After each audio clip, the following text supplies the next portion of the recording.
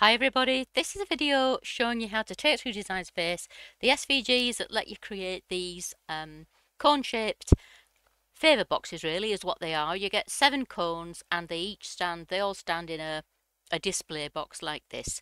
2 styles of cone, a straight edged one like the pinky orange ones here, and then a curved edge ones like I've made the blue and white ones.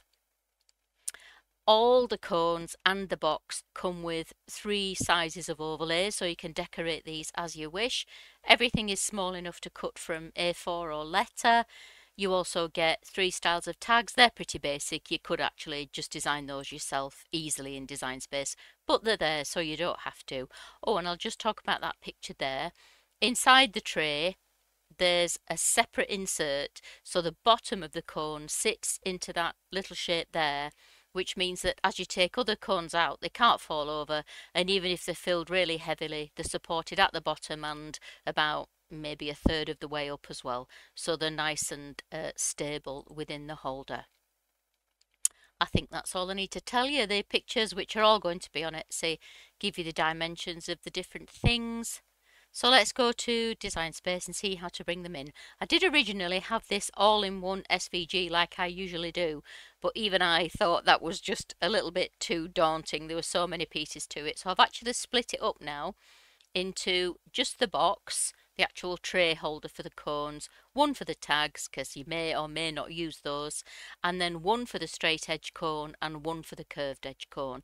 So we'll have a look at the curved edge one first.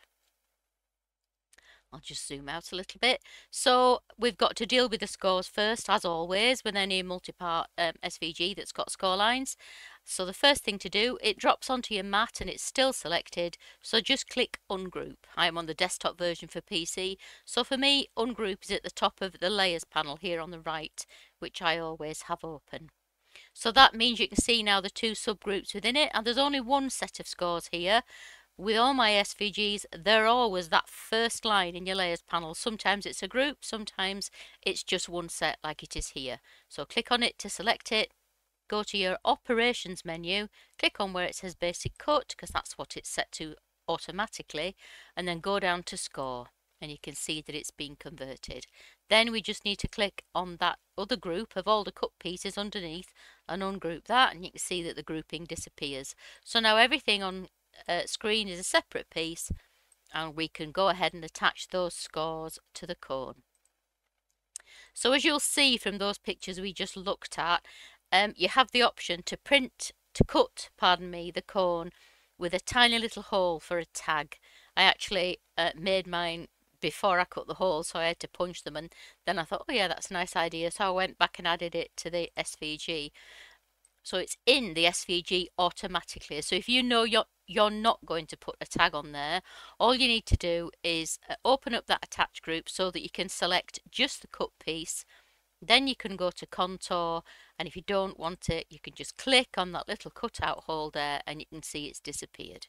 But I'm going to click it as if it is because I'll just go back. I'm going to cut it as if we are putting a tag on it because I want to show what you need to do with the overlays. So with the overlays, this orangey one is a full size one, which would cover the whole wall, the whole of one wall on the cone. So it's a 6-sided cone. The paler one has a 2mm offset, so if I can put it on top of there, you can see that's how they would layer up. And then this very pale one has a 4mm offset, so if I just zoom in a little bit, you can see how they might work if you use them. But what you need to remember, of course, if you are using these layers, you need to remember that you need a set to go over the wall that's got the hole, and then you need another 5 sets of whatever you're using, whichever size, which would go over all the other walls. So that's why you get 2 kinds of overlay as well, one with the little tag hole in and one without. I'm making this sound a bit more complicated than it is, I think, but it's not. Right, so let's just say, for the sake of it, we're not going to use the full size ones. We're just going to use the 2mm and 4mm offsets, and I am going to cut a tag. So I need to keep that tag hole in. So I've got these 2, which will go over that wall. Let's just bring them to the front. like that. And then I've got these two, whoops, which would go over all the other walls. Like that. They're in the wrong orientation, but it doesn't matter for cutting them, obviously. So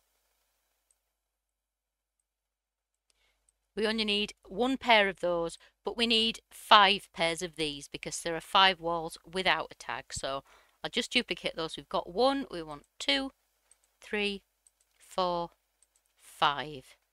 Right, so now we've got 5 blank sets and 1 set with a hole. Obviously, when you make these, you'll make as many cones as you want, but we could go on forever laying pieces out, but I'm just showing you, this is just to demonstrate that you need to think about your overlays if you're keeping that little tag hole. So as the listing says, the great thing about this whole project, including the tray, it will all cut from A4 or letter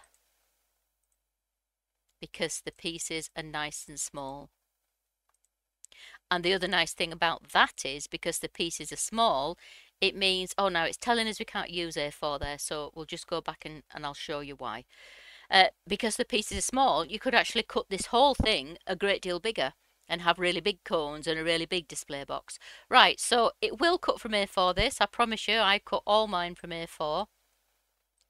The actual piece measures 19.82 centimeters wide, and we know that A4 is 21 centimeters wide, so we've got 1.2 centimeters to play with there. That's nearly half an inch. It's plenty. So what I would do, click to make it like that. Don't worry about those, we know that they fit on A4, but when it comes to this one, just choose letter. That way it'll set up the standard mat, so if you're on one of the newer machines you can still use the standard mat, and you're just going to use A4, because if I zoom in on there, if that's the 21 centimeter mark, you can see there's plenty of room. So choose letter, but if you're in Europe, use A4, and if you're in the US, obviously it's super easy and you're good to go. Just talk about when you come to cut these out, and I'm not going to do a lot of it or go through the whole thing, but as you can see, I've set them up on the slant like that, so that when you put 2 together, you've got a pair that has a straight edge. And so that means if you just attach those, you can duplicate that, and then you can really bunch these up on a sheet of A4. So when you come to cut a lot of these, I would do this, set it up as a project and save it, so you never have to do the attaching again. It's all done. And I think with the big overlays, you might only get one whole set on an A4 or a letter, but you will be able to piece other ones in and around. So if you're using, it's a 6-sided cone, if you're cutting 7 cones, that's 42 overlays. If you get those arranged on your A4 sheet or your letter sheet, whatever you're cutting from, and save it as a project, it'll just be good to go and ready to cut. So that's what I would do.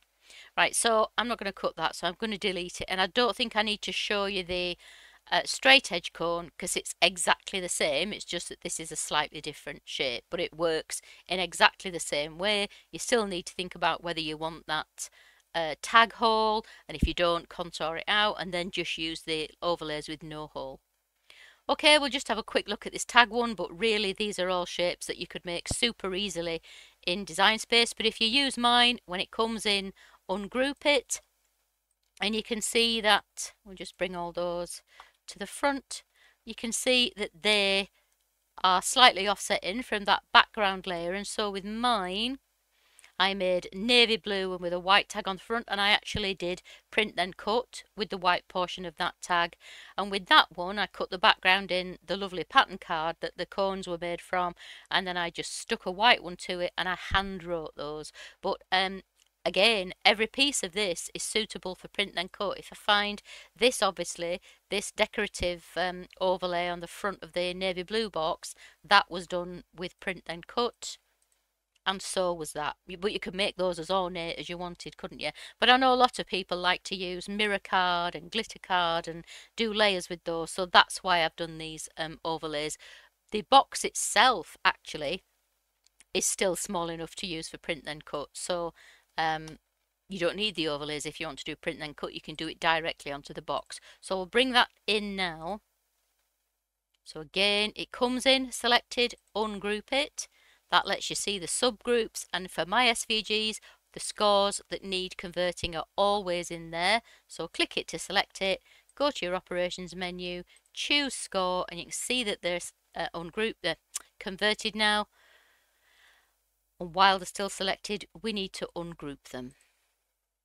Then click on that group underneath. I'm making a conscious effort to slow down because I think I'm going a bit fast, aren't I? Select that group underneath, and all we need to do there is ungroup. So again, everything now is a separate piece, and we can attach the score lines to the individual pieces that they relate to. Even if pieces are small, it's a good habit to get into to attach scores to individual pieces. If you do it with big pieces, chances are you'll end up with a project you can't cut. But even if you've got fairly small pieces, I really recommend that you always do this attaching of individual scores bit, because it just gives you more opportunity to move things around on your mat and save paper, apart from anything else. And paper's not cheap, is it, these days? Okay, so as with the cones, I'll just bring that to the front. You get 3 overlays. One is the full size of the walls, a wall should I say. Another one has a 2mm offset from there. And this very pale one is a 4mm offset from the original size. So you could actually create a lovely ornate box, or you can use any of these pieces for print and cut. And indeed, as I said, the walls are also small enough to do with a print and cut project if you wanted to just do it straight onto the box pieces. Just zoom out a bit. So that's the whole project. Those are the overlays. These are the walls. It's a 6-sided box, and the walls come in a pair, so you've got 3 pairs. This is the top of the box.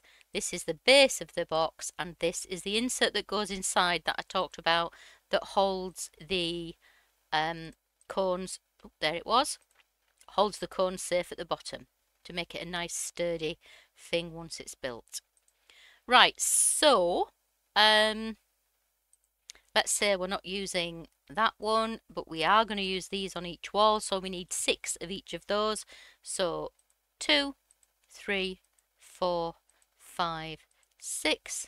We've done all the overlays now, and everything else is as it needs to be. You don't need to duplicate anything else.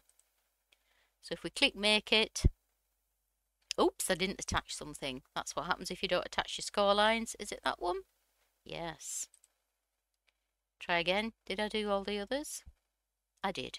So those would be the very smallest overlay pieces. They'll cut on 1A4 obviously, or letter clearly. And then all these pieces as well will also fit on A4. No worrying about paper size for this one. So you'd need 1, 2, 3, 4 for the actual box if you're using A4, and 2 for the overlays that you've chosen. That's if you're using them. If you're doing print and cut, obviously it would be different. And let's see what happens if we choose letter. I think the box will be, oh no, you still need 1, 2, 3, 4 sheets of letter as well. But that's not too bad for a decent sized project. The finished sizes are given on the photographs, and they're on the Etsy listing, so you can check those out there. Right, I think that's all I need to talk about. If you have any problems when you come to cut or assemble it, please don't hesitate to get in touch. I am always happy to help, and no question is a silly one. The way to get in touch is in the description below. You can contact me on Etsy or Facebook, whichever you prefer. And if you've just stumbled across this video and you'd like to buy the SVG, the link to do that is in there as well. Don't forget, if you're purchasing 3 or more SVG files at one time from the Tanglecrafts Studio Etsy shop, the link is in the description, you can use the 30 for 3 discount code to get 30% off your total purchase. This offer runs all the time, but you need to use that code when you check out. And if you haven't already joined the Tanglecrafts Studio Facebook group, join now to get any special Etsy discount codes issued to group members and to take advantage of the free SVG files I give away in the group from time to time. The link to the group is in the description. I hope to see you there. Thanks for watching, and I'll see you next time.